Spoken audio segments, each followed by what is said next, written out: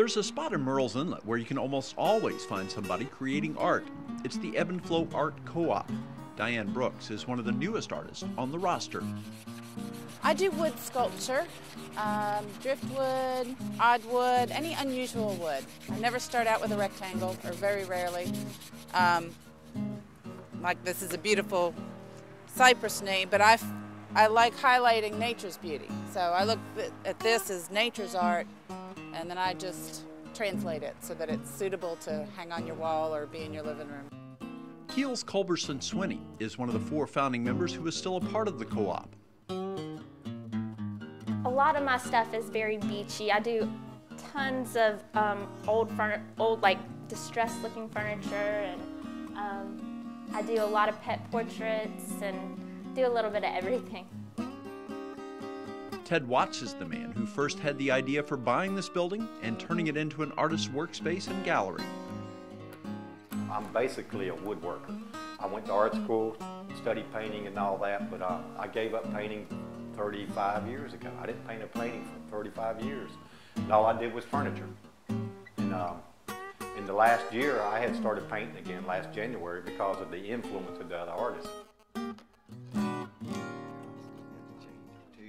The building in which the co-op is situated was built all the way back in the 1890s. I've been looking at this building for about 21 to 25 years, somewhere in that neighborhood. And 3 times I almost got it, but this last time, 3 years ago, I finally got it. After securing the structure, Watts eventually landed on the notion of turning it into a place for art that was run by artists. The grand plan was to have a location that local artists could show their work and not have to pay high gallery fees. Before being able to do that, however, the old structure had to be made suitable for such use. When we first got in here, it was terrible. Shag carpeting throughout we did a lot of work to it, but it's a great building, plenty of wall space, and everybody just loves the building. Once the building was ready, the job turned to convincing local artists that the price for showing and selling their work through a gallery was too high. Gallery fees are between 40 and 50% at most galleries. When we first started, we tried to do it at 25%.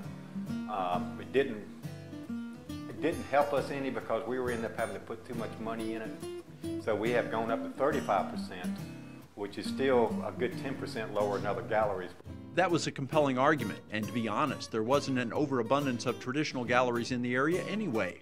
There aren't a lot of galleries around the area that have a lot of local work. A lot of it's just kind of things for condos and just the same old beach scenes. Many of those who took the time to come check out the co-op seemed to appreciate the space and the setup. I'd been to a couple other galleries and a couple other co-ops, but when I came into Ebb Flow, I immediately felt like at home. In addition to the original founding members, the co-op soon attracted more than 20 artists to be a part of it. There are tons of extremely talented artists in the area, but there really weren't a whole lot of places for artists to display their work.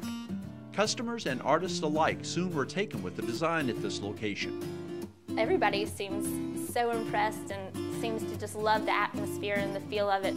Participants say that the artists in particular benefited from that atmosphere wherein they worked closely with others who shared their talents and their passion. Just like a school has to provide an environment for their students to grow to their full potential, artists being around other artists multiplies their creativity. We feed off each other. Members of the public, too, appeared to be pleased with having a place where so many artists contributed and where they could see some of them at work. People that come in are usually blown away by the level of talent that's here and the unique items.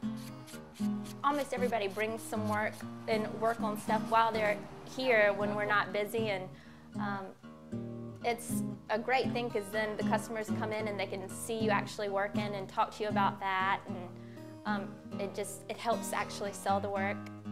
What is contained within the co-op is not just an unrelated collection of artwork from various artists. Before something is brought into the building, it needs to fit in with all of the other pieces on display. Our theme around here is more low country and creek ocean. We want the beach scenes, we want the ocean scenes, we want the marsh scenes and the Polly's Island, the Myrtle Beach, and the Murrells Inlet film. Watts and others admit that the timing of their venture was not the best, as it came just at the time when the economy headed in a downward spiral and discretionary income was more limited. We are a luxury item, and a lot of people have to get rid of the luxury items at this time. So that's one of the things going on there. But yeah, we're gonna make it. Still, despite the economic times in which it was founded, the co-op has grown and might be positioned well as people get a few more dollars in their pockets. From the beginning, it's grown so much. I don't know what in the world it's gonna do next.